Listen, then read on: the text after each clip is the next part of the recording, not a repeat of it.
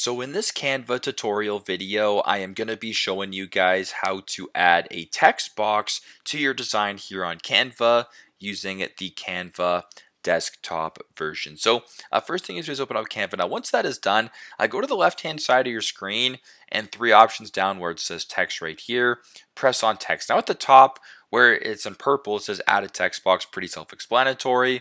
Press on that. So the example right here, text box, just like that. So that's the example of a text box right here. I can make it a little bit larger in font size as well, so it's easier to see. So the difference, for example, between text box and if you were to go ahead and say like add a heading, for instance, is just the size, is just the font, and a whole bunch of different other stuff as well. So very straightforward, very simple, but that is how to, hopefully you guys can see it, how to add a text box to your design here on Canva using the Canva desktop version. Thanks again for watching, and I hope this video helps.